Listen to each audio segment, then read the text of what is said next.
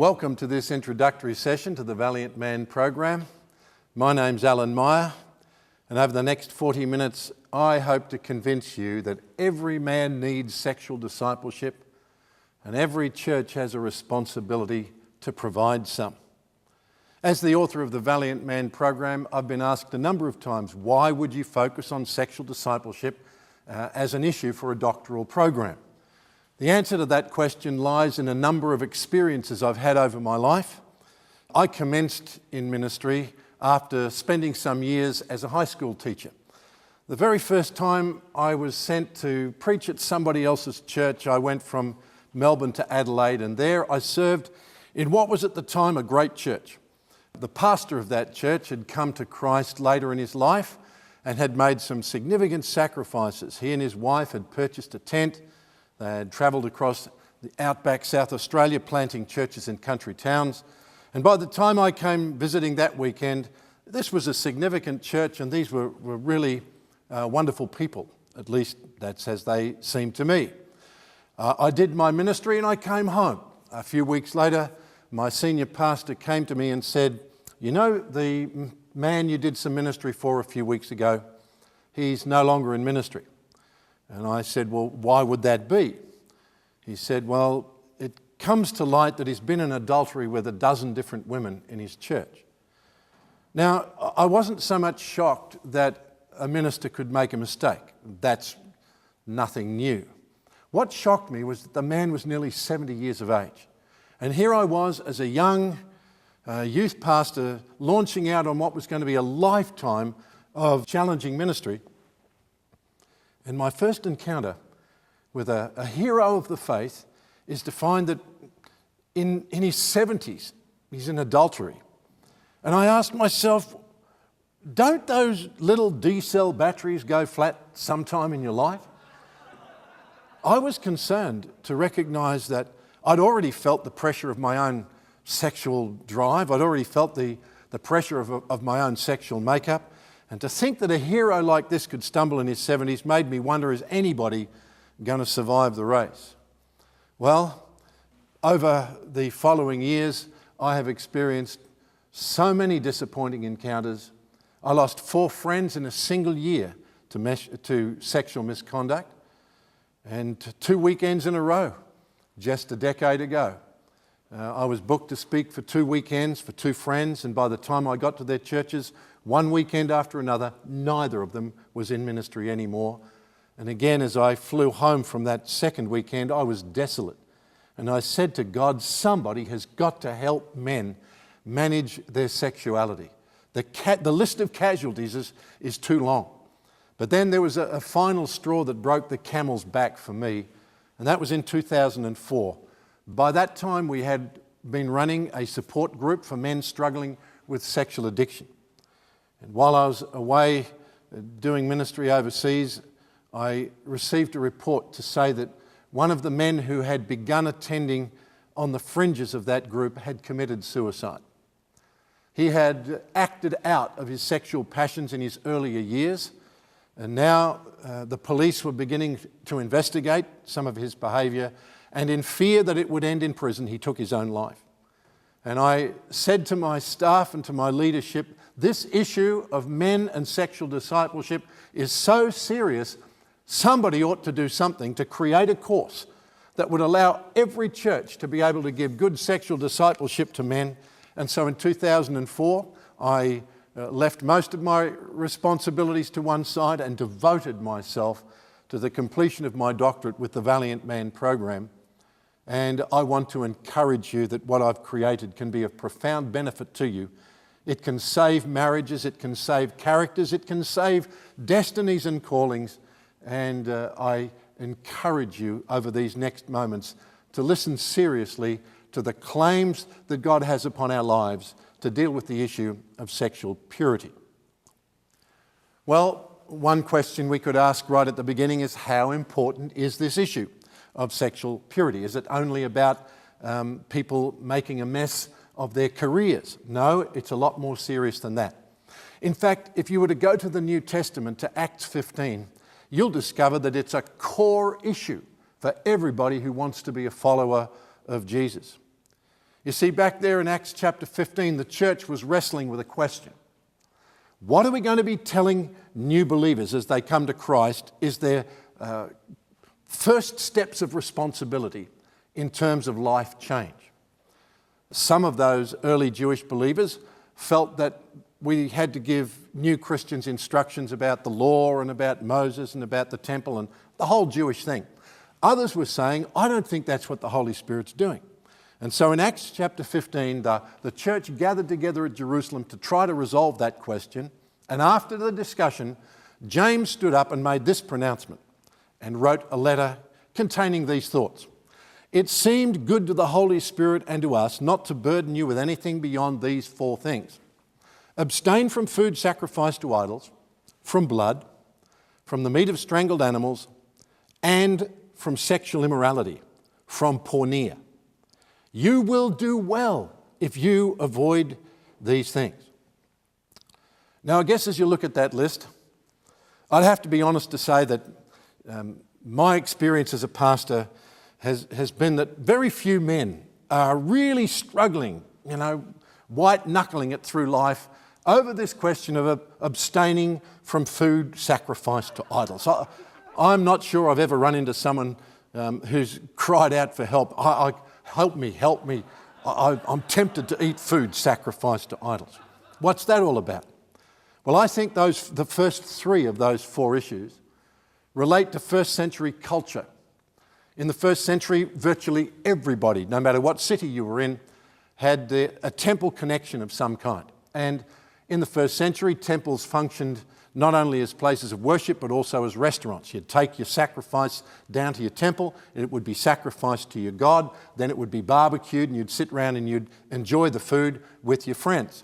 And the early church had to confront that issue, and what they were saying to new believers is this: when you come to Jesus Christ, your old temple connections are finished. You're out of there. No more food sacrificed to idols, to blood, and from the meat of strangled animals. And so I guess in our generation, it's not really a problem. The first 3, you can let them go like water under the bridge. But the 4th issue, you cannot. Sexual immorality, porneia.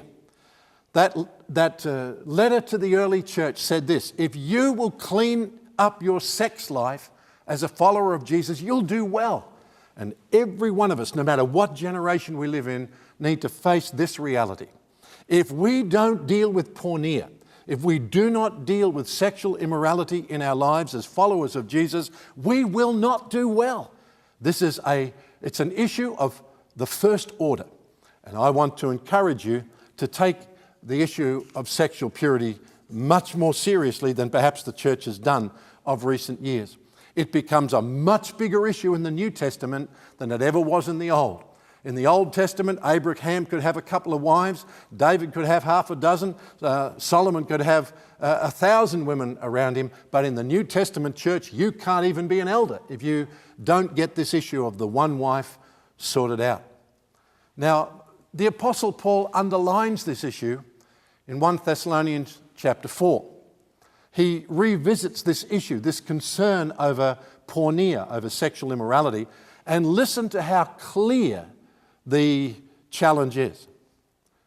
It is God's will that you should be sanctified, that you should avoid porneia, sexual immorality, that each of you should learn to control his own body in a way that is holy and honourable, not in passionate lust like the heathen who do not know God. See, Paul said it's God's will, this issue of sexual purity. And here's the challenge: everyone has to learn to control their own body. Now, I'm a golfer. Golf is my thing. And when I first began to play golf, I taught myself, found my father's golf clubs as a kid and taught myself how to play. I got kind of good at it. But I think one day playing with our club professional, to have him say to me, "It's a pity about you, Al, because you're never going to break par with that swing," that to me was like an arrow through my soul, because I really wanted to break par. And what he was saying is, "Al, you've kind of taught yourself how to control your own body, and you haven't done that good a job of it. there's some significant faults in your swing. And so I thought to myself, if I can't break par with this swing, I'm going to get another one. So I signed up for a group of lessons with the pro, and he took me right back to the basics, right to the grip, to the takeaway, to the swing, to the snap, the whole thing. And over a series of some months, I rebuilt my whole swing under his guidance.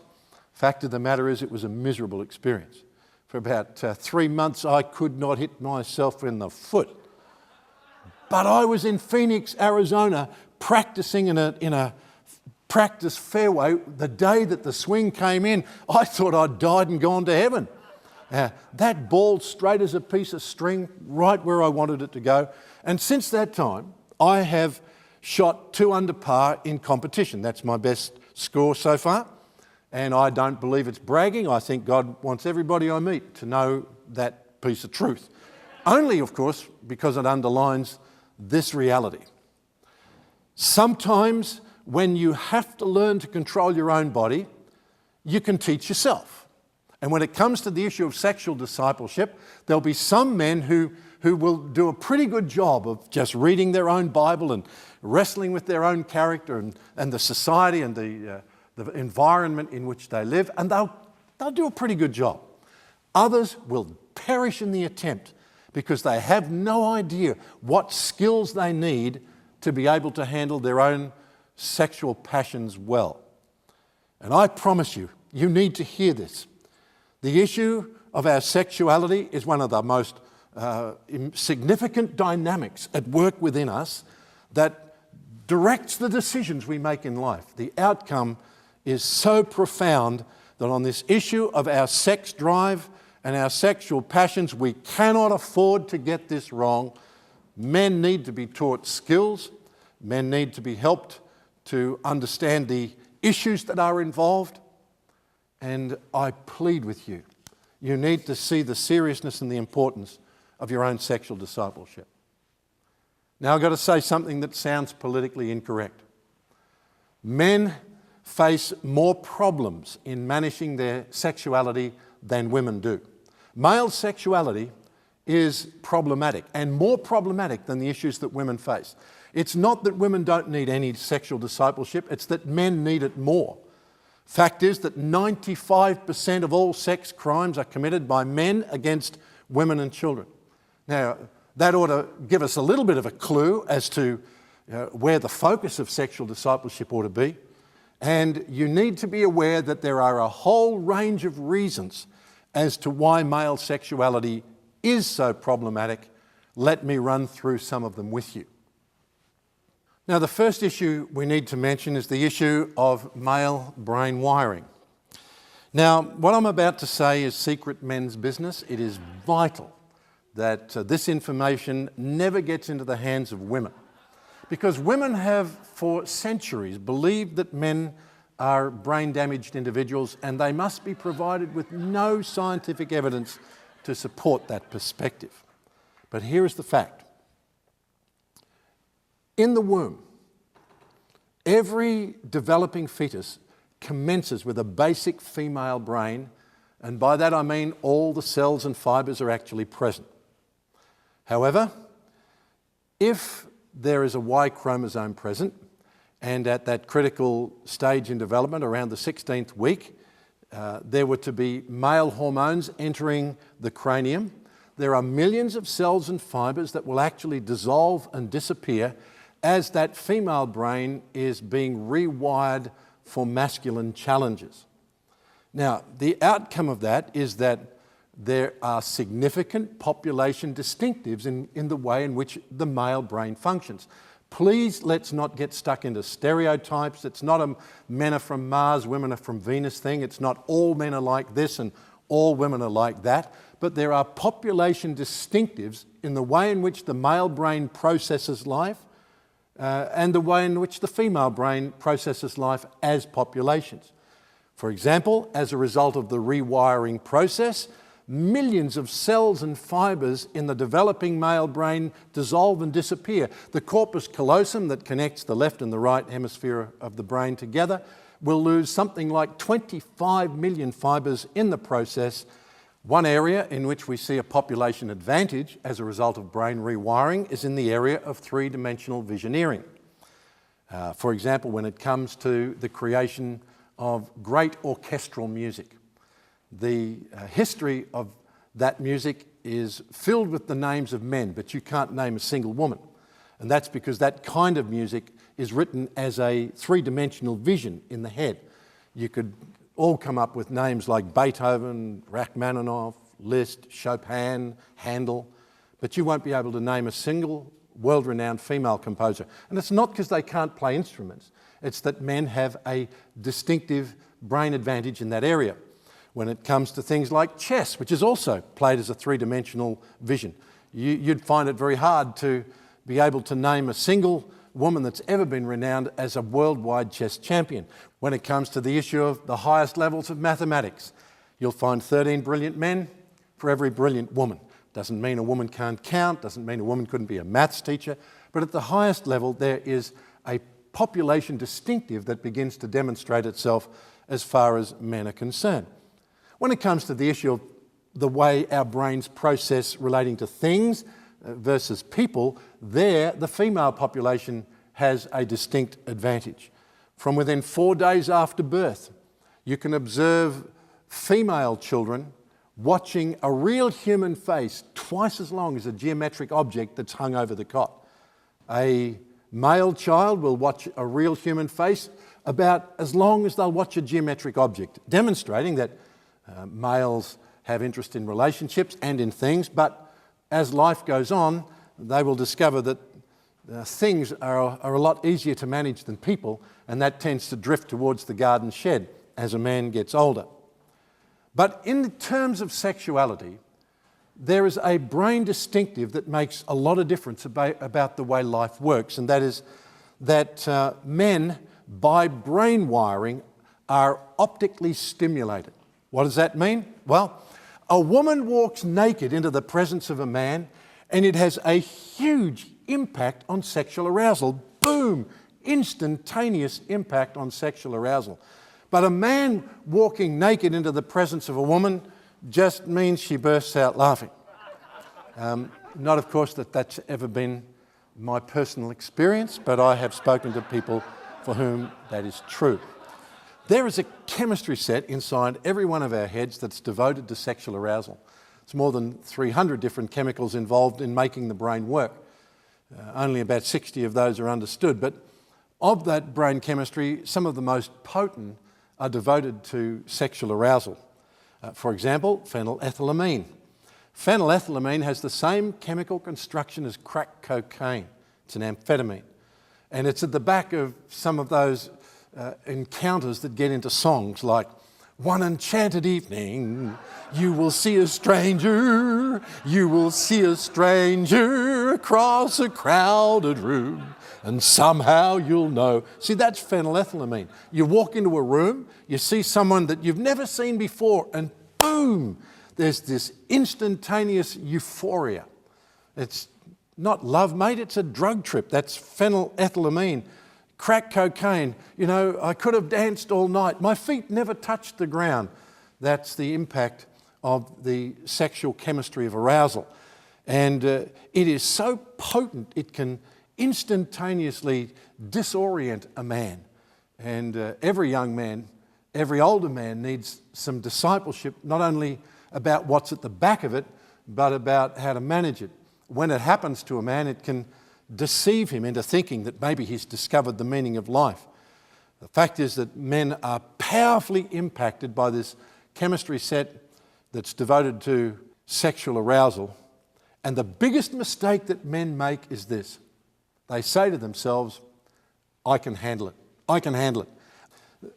It's triggered by nothing more than sight. Now, in women, it's not that sight doesn't matter, but they are not so instantaneously impacted by sight. Women are far more aroused by words and by kindness, which is a good thing. I mean, the reality is if women were primarily aroused by sight, some of us may never get lucky in our whole lifetime. The fact of the matter is women are aroused by words and by kindness, so that even a guy that doesn't have much going for him in the looks department can really win a woman's heart, because it's other things that touch her. The reality for men is, however, they know that they are aroused by sight, and they like the feelings when that chemistry hits their brain. And the big mistake they make is they think they can handle it. You know, I can look, I can let myself be excited, I can keep it under control. But you can't. And one of the things that we do in the Valiant Man Course is to give men help to know how to identify not only those moments of danger, but what to do about it. Men face a real problematic issue in their sexuality because of their brain wiring and because of the fact that they are aroused so easily by erotic sights. Now, there's a second issue. The second issue that we have to look at is the testosterone engine. The hormone that defines masculinity is testosterone. It's testosterone that kicks in during puberty that is responsible for a man developing a musculature which becomes about 40% of his body weight in his healthiest years. A woman remains at about the same body to muscle weight ratio that she had as a child, which is around 23%. Fact is that men, when testosterone kicks in, become a bit of an ox, and it's part of our calling in life. The second issue, of course, with testosterone is that it is the hormone of risk, of daring, and of aggression. It results in young men going to prison far more frequently than young women. It results in young men far more frequently desiring to be involved in rough and tumble play. It results in boys getting their license, getting behind the wheel of a V8 car and driving it in a manner that is a danger to themselves and to their friends. That hormone has many challenges in a young man's life, and if there's one thing a young man needs when that hormone kicks in is the hand of good, sane role models in older men to be able to make it well through those early years. But a third issue involved with a man having testosterone as his defining hormone is that testosterone is the hormone of sexual libido. If you were to extract testosterone from the human system, all sexual desire evaporates with it. It's the hormone of libido. Now, of course, it's the hormone of libido in men and in women. But a man has to live with testosterone levels 20 times higher than the woman he shares his life with. And of course, if you were to take a microphone and interview a molecule of testosterone, you will discover that testosterone makes a very interesting noise. It sounds something like this.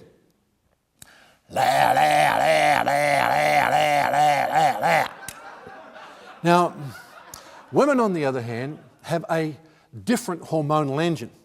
Testosterone is present. Testosterone for them also is the hormone of libido, but it is not their hormonal engine. It's not what defines the way life unfolds for them. Their hormonal engine is estrogen and progesterone, and those two little hormones fight with one another over her monthly cycle. And if you were to interview molecules of estrogen and progesterone, you will discover that they too make a very interesting noise. In fact, put the microphone up and you'll hear them making sounds like this. Come here, come here, come here. Get away, get away, get away. Come here, come here, come here. Get away, get away, get away. Now, every married man has become somewhat familiar with this syndrome. It's known as PMS, which stands for Punish My Spouse, or phenomenal mood swings, or even in some cases permissible manslaughter. In the United States, PMS is a defence for homicide. I've reminded my wife on more than one occasion, not here in Australia. Now, this is a significant issue. A male is living with and on the other side of the bed, there's come here, come here, come here, get away, get away, get away. And that tension or that dynamic demands discipleship. And guess whose responsibility it is to disciple that tension? It's you, sir. The Bible says the husband is the head of the wife. Did you think that meant you get to have sex whenever you want? Did you think that that means you get to hold the remote controls and make all the decisions? You are the head of your wife like Christ is the head of the church. That just means you get to die first. The head is the one where life begins. And it is you, sir, that have the responsibility to die first so that that woman is not traumatized or in many ways wounded by your sex drive, which is not identical to hers. Male sexuality is not the norm. It is simply the other side of the coin. In God's thinking, sex is intended to be glue that sticks a man and a woman together for life. If it isn't functioning like glue, it can become dynamite and it blows a couple apart. And if this dynamic, this distinctive difference between male and female sex drive is not discipled well, it can mean a marriage is destroyed, and it didn't have to be. The material was there for a great marriage, it was just never discipled adequately. Men need help, particularly young men, as they enter into those years where that testosterone fog can even make them wonder at times whether they're going to go insane. Young men deserve discipleship to survive their own testosterone fog. Then, of course, we have to add to that the fact that the sex drive in men is relentless. We have those little D-cell batteries down there creating sperm at a regular rate. And even if a man has a fully satisfying sexual experience, within 48 hours or so, those little batteries are all charged up and ready to go again. And that can create quite a challenge because in a woman, her sex drive is moving through cycles, and there will be seasons in her monthly cycle where there's really no desire for sex at all, and yet he can be there constantly knocking on the door, pleading. By the way, 30 minutes of pleading is not foreplay, and we need to recognise that men live with a relentless sex drive that women, by and large, do not have to handle. Then you take a man who has male brain wiring that makes him susceptible through what he sees. You take that man who is fueled by the hormone of libido, who has testicles that are consistently creating sperm for another sexual encounter, and you put him in the context of a highly sexualized and a highly eroticized environment, and it is a danger, it is a health danger to the life of a man. The fact is that every waking moment in a society in which entertainment, work, shops, displays, advertising are hammering away on his sex drive means that life can be very challenging for a male. Every waking moment, his sex drive is being used and to get at him and to seek to influence his decision-making in life. Then we have to add to that the influence of pornography. I grew up in a very different world. When I was a child, you couldn't have found pornography without a private detective. But today, in almost every community, there are sex shops, TV shows, even free-to-air television, which regularly portray sex in a way that it wasn't possible for a young man to be encountered in my youth. Add to that the impact of pornography available through the internet. There was a time when a man who wanted pornography at least had to do the risky business of walking down an aisle somewhere and purchasing a physical object in a public space and getting it out of there without being identified or exposed to public scrutiny. But today, in the privacy of one's own home, a 4-year-old child who knows how to use the family computer could accidentally log on to the vilest of pornography. And today, in an attempt to use our sex drive as a way of lining pockets, you can even get pornography beamed direct to your mobile phone so that you don't have to miss out on pornography any waking moment of your life. That is the kind of world in which men today have got to survive. And in the context of such a relentless hammering, it has a huge impact on the dignity and the integrity of every man. Let me show you some of the statistics that came from my Valiant Man pre-test. When I created the program, because it was a doctoral program, I had 130 men sign up to go through the program the first time, and I conducted surveys to discover their experiences and their views, which then had to be formulated statistically. Let me show you the answers to some of these questions, because they give you an insight to the kind of struggles that really good men face when it comes to managing their sexuality. Here's one of the questions I asked. How important is it to you to manage sexual pressure in a way that God is honoured? Now, they could have chosen 0, 1, 2, 3, 4, or 5. They could have chosen any of those numbers. 0 would say, well, I couldn't care less about honouring God with my sexuality. But if they chose 5, that would be saying, I really, really care. So there was a range of choices that they could use to respond. You have a look at this, the statistics, and you'll notice that most of the responses are up around 4 and 5. What does that say to us? These were good men. We had 120, 130 good men saying, it matters to me how I manage my sex drive. Have a look at this question. How strong would you rate your current love for God? Well, when you talk about love, you're not going to get a majority of men putting up their hand at the extreme end. Men aren't always sure what that word means. But you'll notice again that the majority of men were up the right-hand side. 3, 4, 5. These are good men. So we're not dealing with, people who don't care and have no moral standard to their life. However, when we ask a question like this, how strongly are you feeling the need for more control over your sexual thoughts? As you look at that graph, you'll notice again, most of the men have chosen 3, 4, or 5 as their response.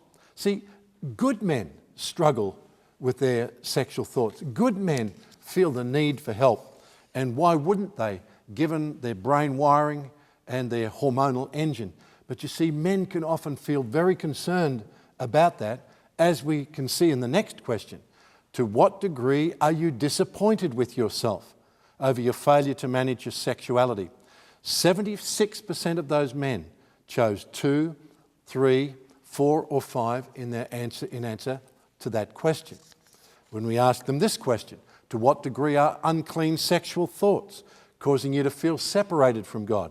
73% of the men chose 2, 3, 4, or 5 in response to that question. Then this question, to what degree does your struggle with your sexuality damage your confidence as a man of God? 74% of the men chose 2, 3, 4, or 5. Do you realize the implications of this for running a church? Have you ever not wondered why it is that so frequently women make themselves available more readily for service in church life?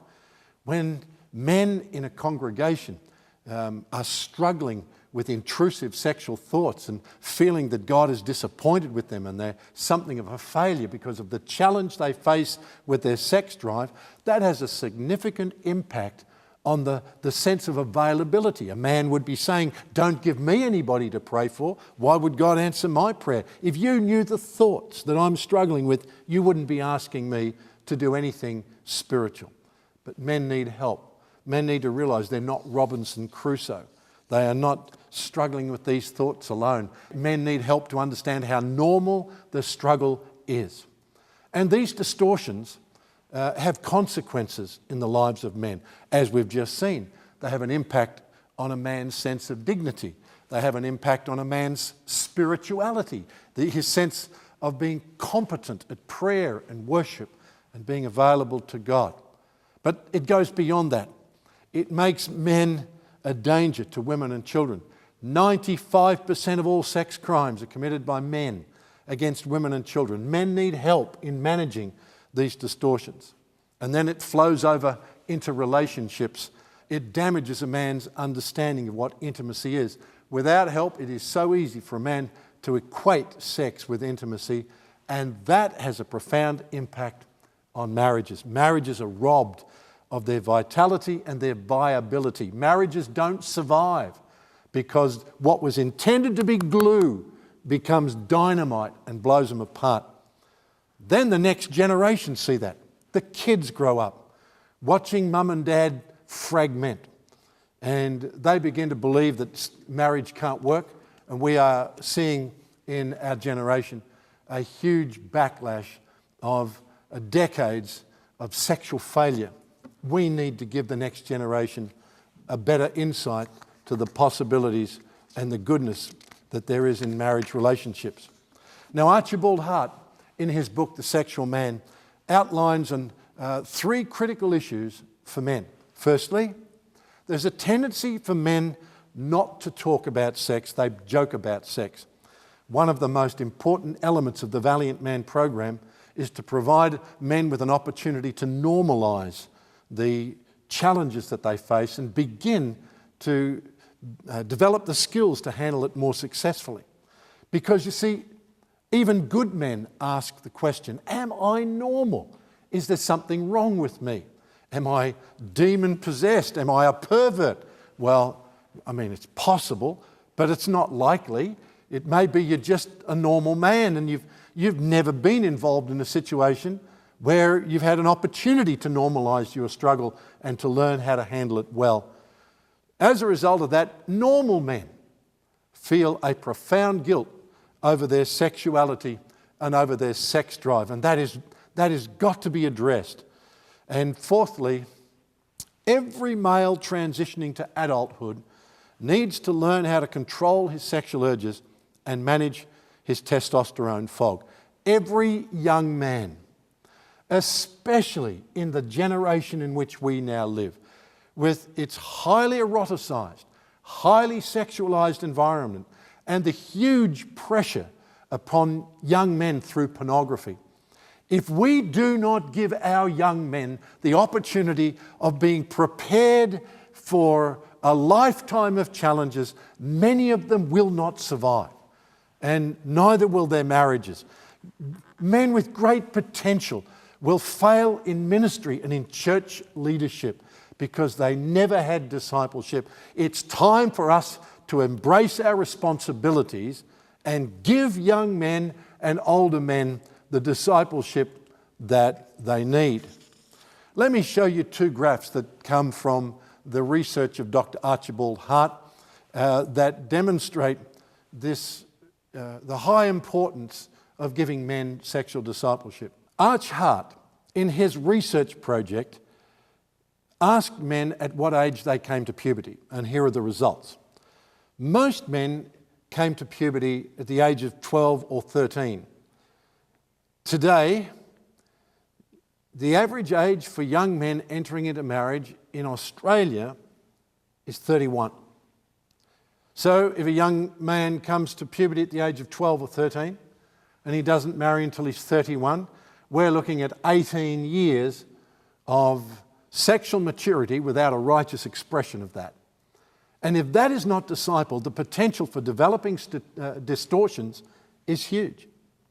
Then those distortions are carried into marriage, and we wonder why marriages fail. Arch Hart also asked men, when did they first encounter pornography?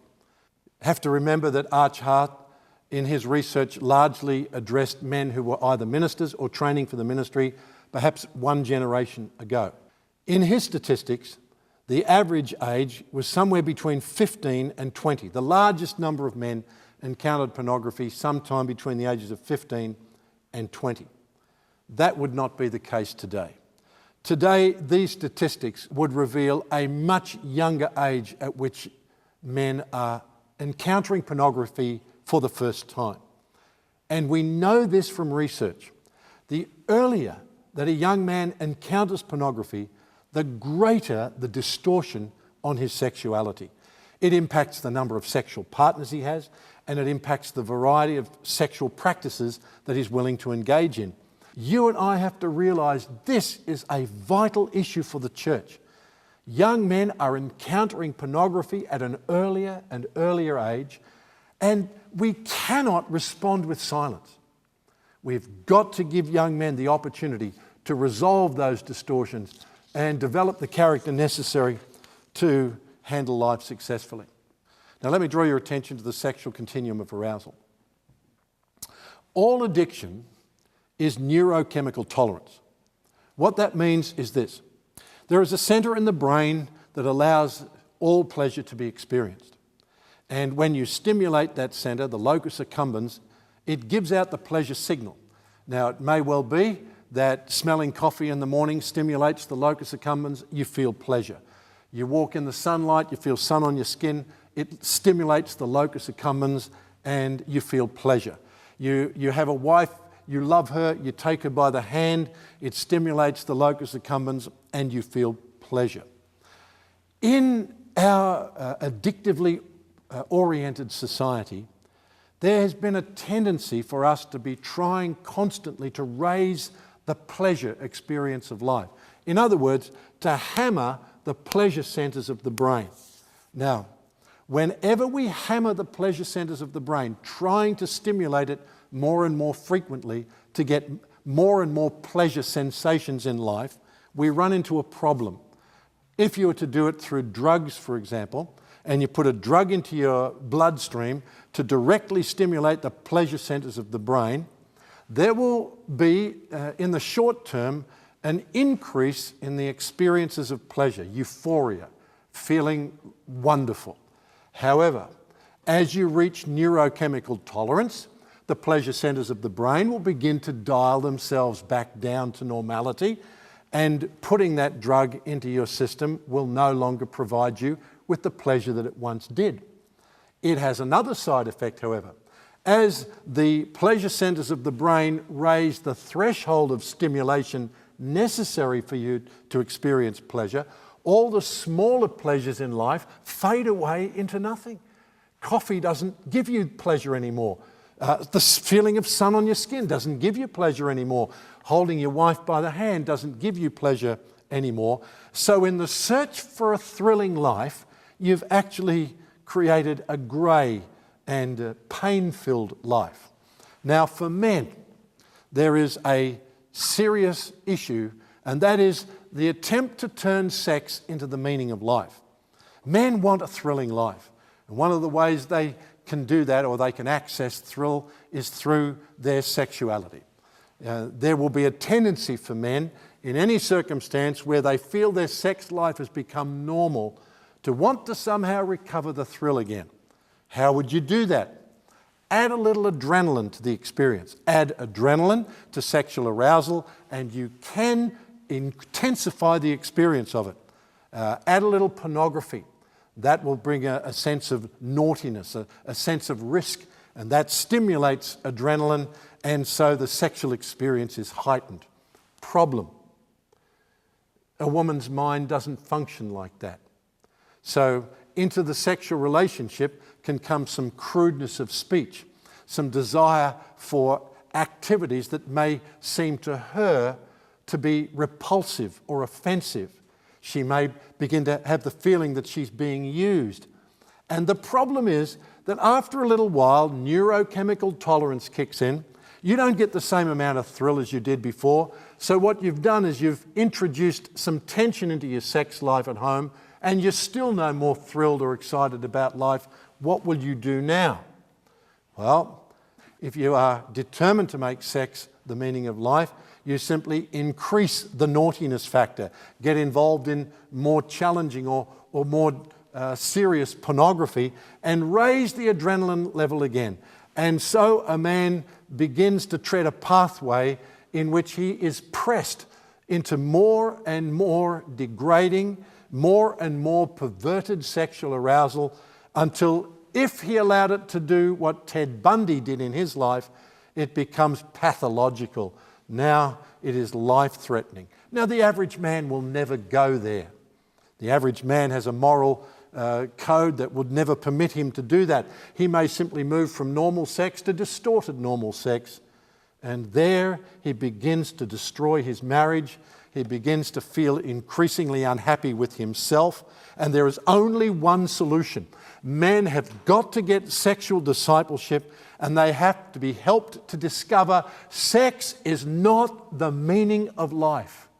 If you can help a man to begin to detoxify his brain, to bring himself back into a sexual perspective that can be sustained, he can recover the love he has for his wife, he can recover a sense of dignity, but it will not be without discipleship. In this process of sexual discipleship, men have got to be helped to handle three really significant issues.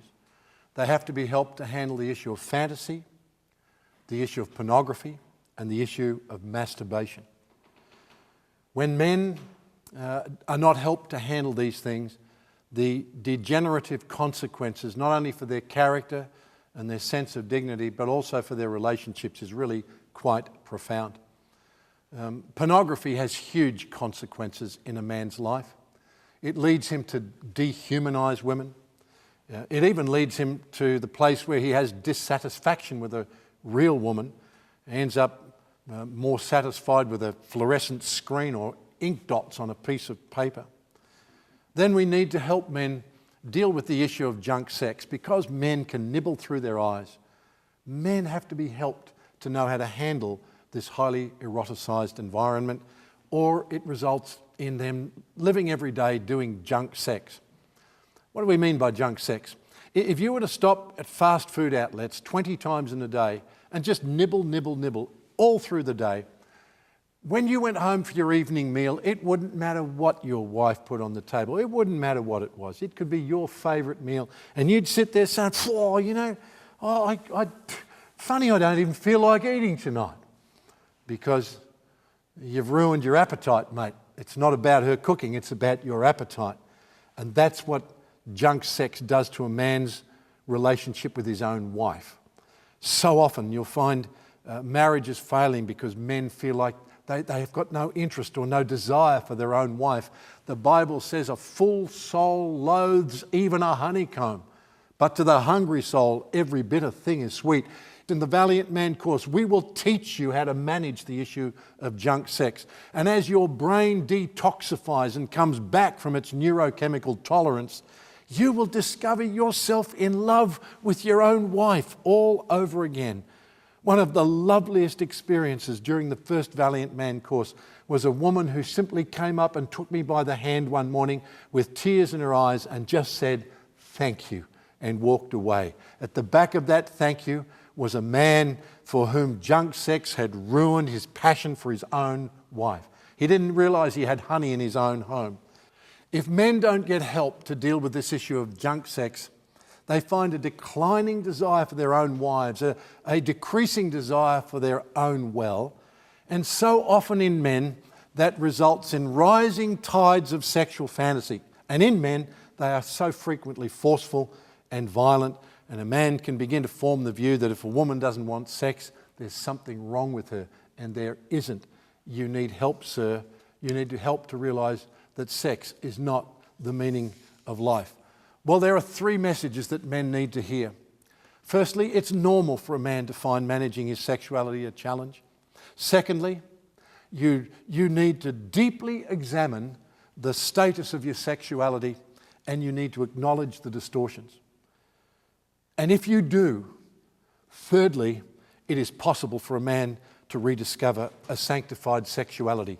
Do not despair. There is a way forward. And in the Valiant Man Course, we will teach you skills that will help to revive you and restore your moral and spiritual integrity. For example, in this course, we'll teach you about the ewe-lamb principle. This is a principle that is profoundly helpful for men. Let me briefly explain it to you. One day, King David, looking over the edge of his roof, saw another man's wife taking a bath. Phenylethylamine triggered in his brain through just seeing her nakedness. He invites her over to his house for a game of chess. It ends up being a very vigorous game of chess. She ends up pregnant. He murders her husband to cover his tracks. You would think a man who could do that had no morals, but that's not so. They were just submerged under that tidal wave of sexual chemistry.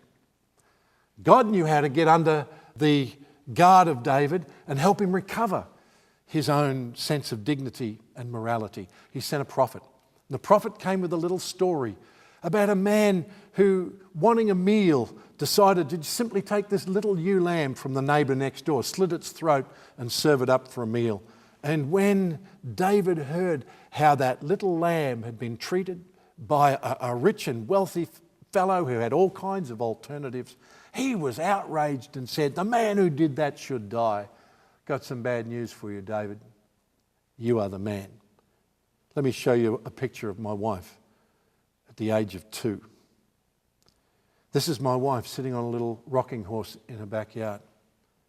Every time I see this photograph, and by the way, it stands on my desk in my office at home, it reminds me of who I am and who I am responsible for.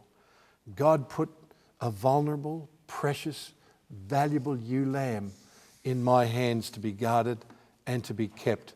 And every time I see this photograph, it stirs in me the most noble of reactions.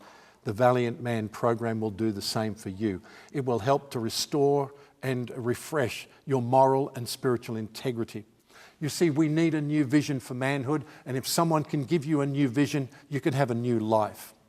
If you'll join me through the Valiant Man program, I'll help to plant in you a vision of yourself as an ox, labouring and serving for your family, as a lion, as a man who uses his strength to guard and defend those whom God has given him to love and care for. I'll share with you how you can be an eagle and mount up and become a man of God. And I'll also share with you how you can be a good man, managing your earthiness and your humanity with dignity and with diligence. Becoming a valiant man requires that you make a number of decisions. Firstly, to break the silence. Secondly, to be willing to allow God's plan to be revealed to you, to discover God's plan for your sexuality. Thirdly, to know something and discover your own wiring. To then accept accountability, to be prepared to do a journey with other men, to do the work necessary to learn the skills involved in being a valiant man. It's not enough to have good intentions, and a good beginning is not a good end. It'll take 10 sessions together for us to learn those skills, but if you do, you can mature in personal purity. I challenge every single one of you. Men need sexual discipleship. The only question will be, are you willing to devote yourself to the time necessary to receive it? If you will, God can help you. The Valiant Man program would be an opportunity for you and I to connect for 10 sessions. You need it. But not only do you need it, the women and children who look to you for leadership, they need you to do that as well. And for their sakes and for yours, I hope I'll see you over the next 10 weeks. God bless you. Let's be valiant men in Jesus' name.